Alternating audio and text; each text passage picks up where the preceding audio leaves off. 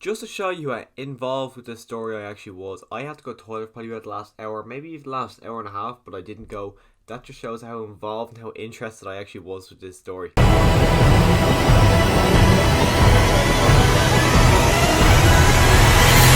So Knives Out is the latest whodunit murder mystery, and it's directed by Rian Johnson, who also directed Star Wars The Last Jedi, which is a very divisive opinion, but I enjoyed The Last Jedi. So I didn't know what to expect from this, because I've actually never ever seen any other Rian Johnson movies except for The Last Jedi, so I didn't know what his directing style is like, or what I was going to expect to it, but I was looking forward to this movie, not only because I was interested to see what the premise was, because I haven't actually seen any trailers, but also because just the main three posters that were in my cinema was Jamie Lee Curtis, Chris Evans, as well as Daniel Craig. So I was like, okay, that looks really interesting. So I was really excited going into this, and just the whole, as well, Dwayne Johnson. Just I'm like, okay, Star Wars Last Jedi, very mixed, but I enjoyed it. So let's go in and like an open mind and just see what it's gonna be like. And the cast in this movie is by far phenomenal. Daniel Craig, the accent he puts on in this movie, at first I was a little like, oh, what is this? But the more he went into it and the more this movie went on, I'm like, you know what? I actually like it. I thought it kind of felt well with the character, and as well his character. His character is not unique by any stretch, but I enjoyed his character, and it felt like when he wasn't on screen, it felt like sometimes something was missing, just because I thought his character was by far the best. And then we've got this girl who plays a nurse. Her name, the actress's name is Amanda Arms, something like that. I could probably be way off on that, but I thought her character was really good as well. I wanted to see a lot more of her characters, like Daniel Craig, especially when they were together. I thought that just dynamic was really good. As well, we had Chris Evans in this movie, and because all I really know him as is Captain America, to see the big jump from the guy who's a big humble hero in the Avengers movies to who kind of he's a pretty big asshole in this. It was just very weird to actually see that, even though cause you just see Captain America and he's just acting like an asshole. I'm like, that's not Captain America. I just thought that itself was very weird. The rest of the cast, they were fine. Jamie Lee Curtis is the only other like massive name, but she didn't really have a lot to do in it. Katrin Langford, I think her name is, from 13 Reasons Why.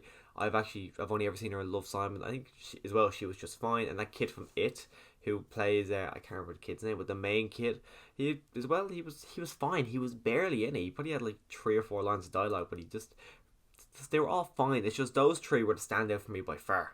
So that's about the directing. That's about the cast. Now the writing, I thought the writing was actually phenomenal. It was also written by Rian Johnson, and the story itself kept me intrigued the entire way. And it's weird because usually when it comes to these kind of stories, I'm very early on able to predict who it was. Like another murder mystery we actually got this year, I'm pretty sure the movie was called Murder Mystery, but the Netflix one, I was able to predict that like that. So going into this one and being able to actually not be able to tell, so when I kind of had a little idea of who I was gonna.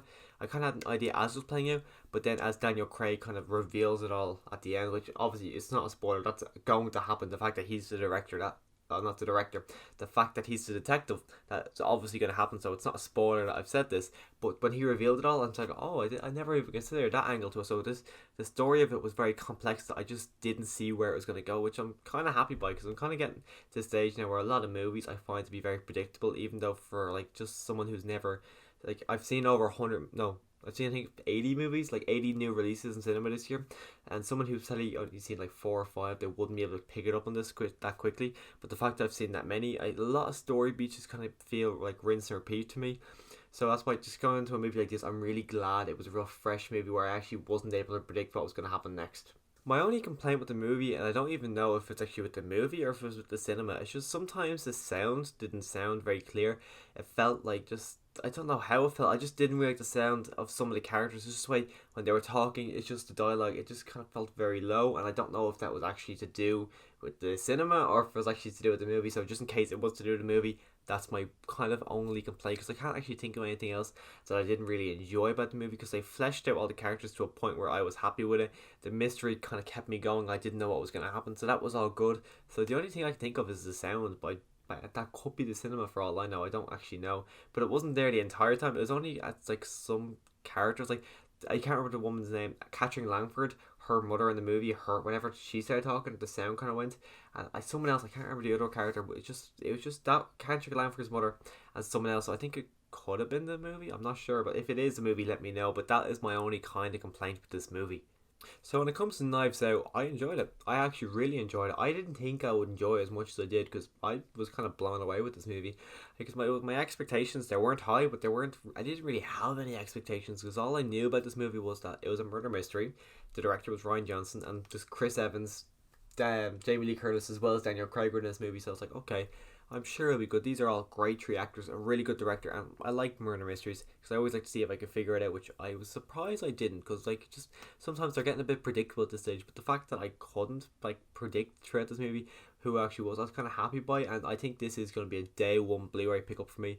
Not only because I want to see it again, see if I can notice a little the setup throughout the movie a lot easier, but I know my girlfriend is going to be one that she's definitely going to want to watch, so I'm going to definitely pick this up because I want to see her reaction. I want to see if she can figure it out faster than I was able to as well, because I kind of hope she doesn't.